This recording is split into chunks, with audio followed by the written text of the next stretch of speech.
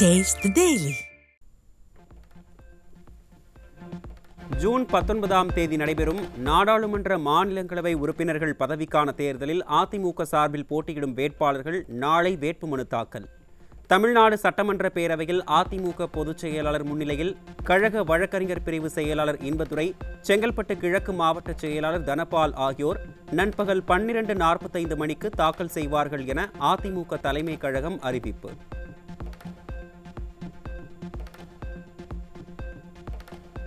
தமிழை ஆட்சி மொழியாக்க வேண்டுமென நாடாளுமன்றத்தில் குரல் எழுப்பியவர் கண்ணியத்திற்குரிய காயிதே மில்லத்.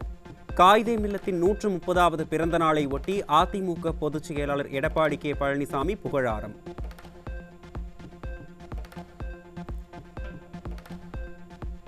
கண்ணியம் மிக்க காயிதே மில்லத்தின் 130வது பிறந்த நாளை முன்னிட்டு சென்னை திருவல்லிக்கேணியில் அதிமுக சார்பில் அவரது நினைவிடத்தில் மரியாதை. அதிமுக தலைமை கழக செயலாளர்கள் மலர் போர்வை போர்த்தி மரியாதை செலுத்தினர்.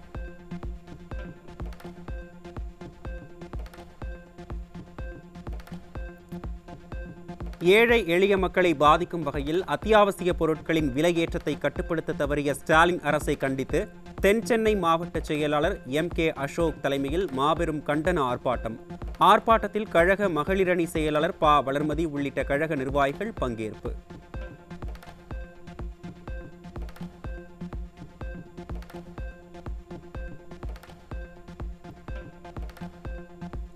சென்னை தரமணியில் ஸ்டாலின் அரசை கண்டித்து ஆர்ப்பாட்டத்தில் ஈடுபட்ட கழக மகளிரணி செயலாளர் ப. வளர்மதி, மாவட்ட செயலாளர் அசோக் உள்ளிட்ட கழக நிர்வாகிகள் கைது. மக்கள் பிரச்சினைக்காக ஆர்ப்பாட்டம் நடத்திய அதிமுகவினரை அனுமதி மறுத்து போலீசார் கைது செய்து அராஜகம்.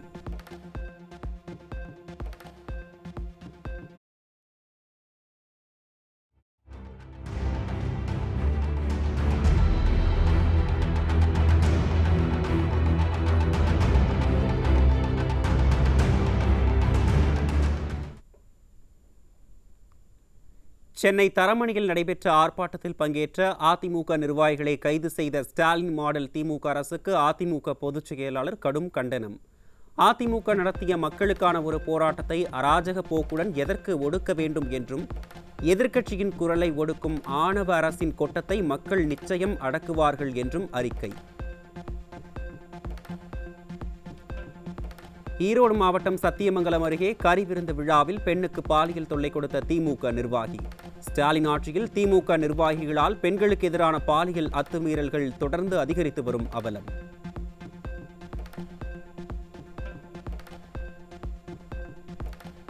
கடலூர் மாவட்டம் சிறுமிக்கு அருகே பாலியல் தொல்லையளித்த இளைஞர் போக்சோ சட்டத்தில் சிக்கினார். ஸ்டாலின் ஆட்சியில் முறையான தண்டனை வழங்கப்படாததால் பாலியல் குற்றங்கள் அதிகரித்து வருவதாக பொதுமக்கள் குற்றச்சாட்டு.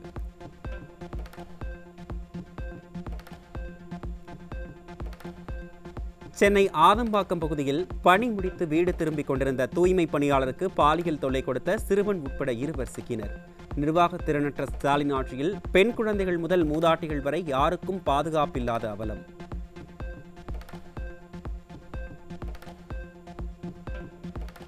சென்னை நொளம்பூர் பகுதியில் உள்ள அடுக்குமாடி குடியிருப்பில் கணவரை இழந்து தனியாக வசித்து வந்த பெண்ணிற்கு பாலியல் தொல்லை. ஸ்டாலின் ஆட்சியில் தலைநகர் சென்னையில் பெண்களுக்கு எதிரான பாலியல் குற்றங்கள் தொடர்ந்து அதிகரித்து வருவதாக மக்கள் குற்றச்சாட்டு.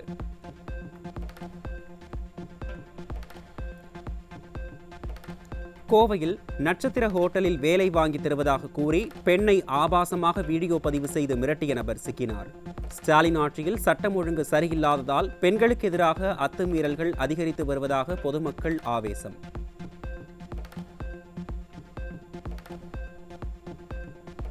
சென்னையில் கடந்த 10 நாட்களில் சாலையில் நடந்து சென்ற 3 பெண்களிலும் பாலியல் தொந்தரவு. ஸ்டாலின் ஆட்சியில் காவல்துறையின் அலட்சியத்தால் நிம்மதியாக சாலையில் கூட நடந்து செல்ல முடியவில்லை என பெண்கள் வேதனை.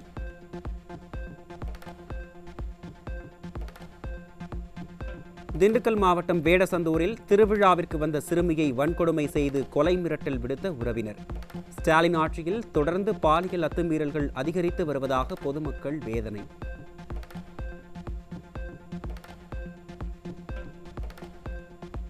தூத்துக்குடியில் இருவருக்கு இடையே ஏற்பட்ட தகராறில் தொழிலாளி அடித்து கொலை. ஸ்டாலின் ஆட்சியில் கொலை சம்பவங்கள் நடைபெறாத நாளே இல்லை என குற்றச்சாட்டு.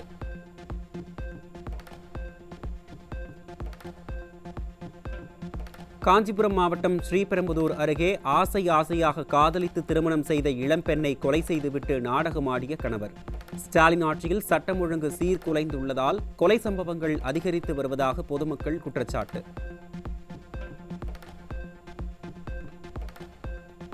கன்னியாகுமரியில் இருவேறு இடங்களில் கஞ்சா விற்பனையில் ஈடுபட்ட இருவர் 1 கிலோ 200 கிராம் கஞ்சாவுடன் பிடிபட்டனர். திமுக ஆட்சியில் ஏவல் துறையின் ஆதரவுடன் நடைபெறும் கஞ்சா விற்பனையால் இளைய சமுதாயம் சீரழிவதாக மக்கள் குற்றச்சாட்டு.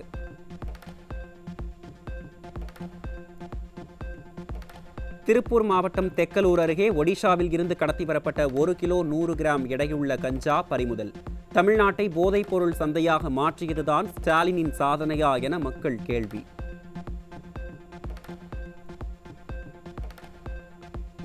பெங்களூருவில் இருந்து கிருஷ்ணகிரி வழியாக சேலத்திற்கு கடத்தப்பட இருந்த சுமார் 9 லட்சம் ரூபாய் மதிப்பிலான 1078 கிலோ போதைப் பொருட்கள், மதுபானங்கள் பிடிபட்டன. சோதனைச் சாவடிகளில் விடியா திமுக அரசின் ஏவல் துறை லஞ்ச லாவண்யத்தில் திளைத்து வருவதால் அண்டை மாநிலங்களில் இருந்து போதைப் பொருட்கள், மதுபானங்களை சமூக விரோதிகள் அச்சமின்றி கடத்தி வருவதாக மக்கள் குற்றச்சாட்டு.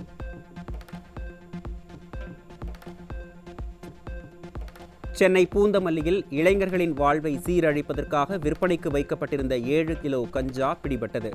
விடியா ஸ்டாலின் ஆட்சியில் கஞ்சா புழக்கத்தை கட்டுப்படுத்தாமல் காவல்துறை கும்பகர்ண தூக்கத்தில் உள்ளதா என மக்கள் கேள்வி.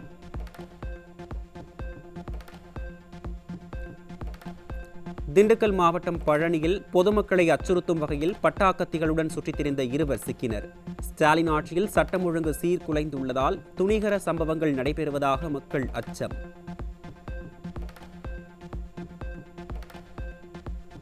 கோவை மாவட்டம் ஆனைமலையில் 200 கிலோ தடை செய்யப்பட்ட புகையிலை பொருட்கள் பறிமுதல். ஸ்டாலின் ஆட்சியில் போதைப் பொருட்கள் கட்டுப்படுத்தாமல் அலட்சியம் காட்டுவதாக குற்றச்சாட்டு.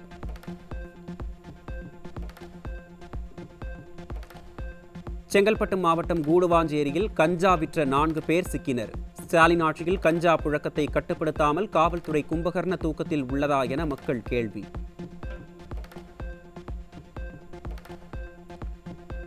சென்னை வளசரவாக்கத்தில் போதை மாத்திரைகள் விற்ற இளைஞர் சிக்கினர். ஸ்டாலின் ஆட்சியில் இளைஞர்கள் சீரழிந்து வருவதாக பொதுமக்கள் குற்றச்சாட்டு.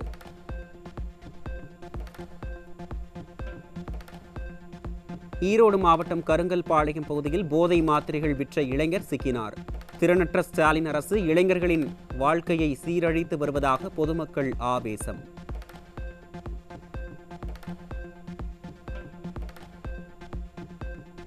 கோவையில் இருவேறு இடங்களில் கஞ்சா, போதை மாத்திரைகள் விற்பனை செய்த 3 பிடிபட்டனர்.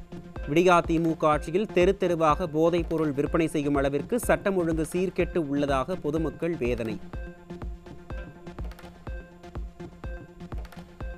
சென்னை தண்டையார்பேட்டையில் இளைஞர்களின் வாழ்க்கையை சீரழிப்பதற்காக விற்பனைக்காக வைக்கப்பட்டிருந்த 700 கிராம் மெத்தபெட்டமைன், இட்டாலி தயாரிப்பான துப்பாக்கி, 15 தோட்டாக்கள் சிக்கியது.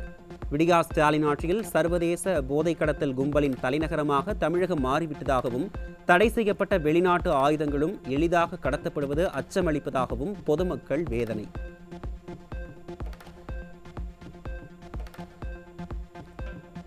செங்கல்பட்டு மாவட்டம் கிளாம்பாக்கம் பேருந்து நிலையத்தில் இரவு முழுவதும் அரசு பேருந்துகள் இயக்கப்படாததால் நள்ளிரவில் 5000க்கும் மேற்பட்ட பயணிகள் திடீர் சாலை மறியல். திமுக பொதுக்குழு கூட்டத்திற்காக மாதக்கணக்கில் ஏற்பாடு செய்த விடியா ஸ்டாலின் அரசு வார விடுமுறை நாட்களில் முறையாக பேருந்துகளை இயக்காமல் வஞ்சித்து வருவதாக பயணிகள் குற்றச்சாட்டு.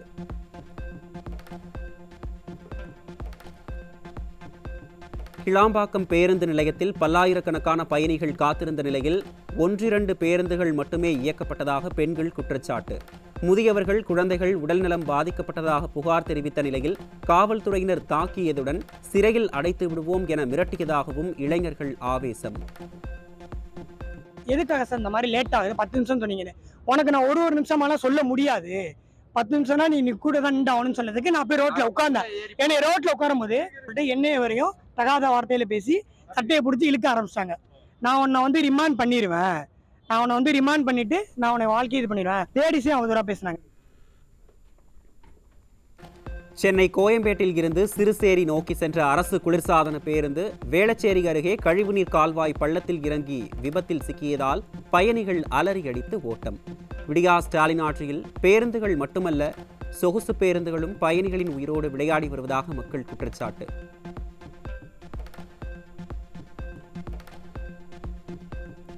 நெல்லை மாவட்டம் பாப்பாக்குடி அருகே விடியா அரசின் தகர டப்பா பேருந்தின் ஸ்டியரிங் கட்டாகி வயலுக்குள் பாய்ந்து விபத்துக்குள்ளானதில் பெண் பயணி ஒருவர் உயிரிழந்த பரிதாபம்.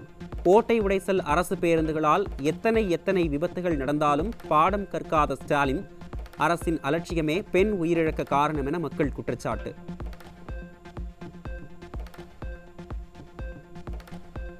கடலூர் மாவட்டம் சிதம்பரத்தில் மே மாத ஊதியம் இன்னும் வழங்கப்படாததை கண்டித்து ஊழியர்கள் 2ஆம் நாளாக போராட்டம். பேச்சுவார்த்தை சுமூகமாக முடியாத காரணத்தினால் பதிவாளரை முற்றுகையிட்டதால் பரபரப்பு.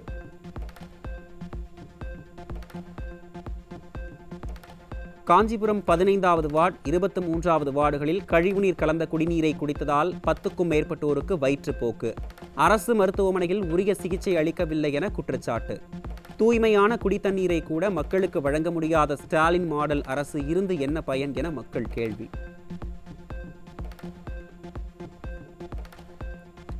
கோவை மாவட்டம் மருதமலையில் பெண் யானை பிளாஸ்டிக் மற்றும் குப்பை உண்டு உயிரிழந்த சம்பவம்.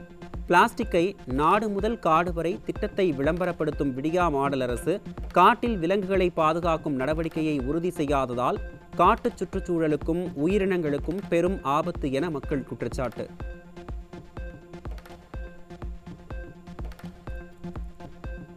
ராணிப்பேட்டையில் காற்று பிரித்தெடுப்பு ஆலை திட்டம் 2019ஆம் ஆண்டு உலக முதலீட்டாளர்கள் மாநாட்டில் அப்போதைய முதலமைச்சர் எடப்பாடி கே பழனிசாமியால் புரிந்துணர்வு ஒப்பந்தத்தில் கையெழுத்திட்டு கொண்டுவரப்பட்டது.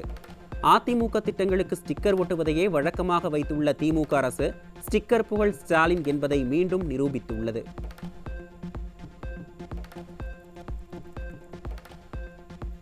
நீதித்துறையில் நிலவும் ஊழல் மற்றும் தவறான நடத்தைகள் அத்துறையின் மீதான பொதுமக்களின் நம்பிக்கையை குலைக்கிறது. உச்சநீதிமன்ற தலைமை நீதிபதி B.R. கவாய் கவலை.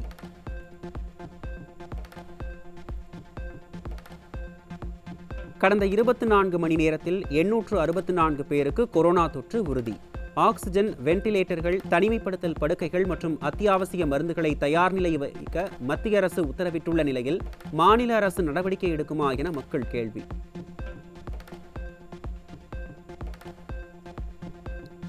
இந்தியாவில் 16வது மக்கள் தொகை கணக்கெடுப்பு 2027இல் நடைபெறவுள்ளது. 13,000 கோடி ரூபாய் செலவில் மக்கள் தொகை கணக்கெடுப்புடன் சாதிவாரி கணக்கெடுப்பு பணியும் சேர்த்து நடத்தப்படும் என மத்திய அரசு அறிவிப்பு.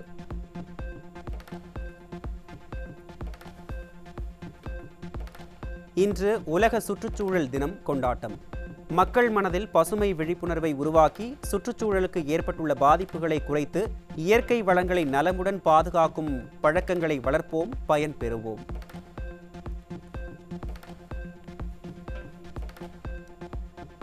கனடாவில் திடீரென நடைபெற்ற துப்பாக்கிச்சூடு. ஒருவர் பலியான நிலையில் 5 பேர் காயம்.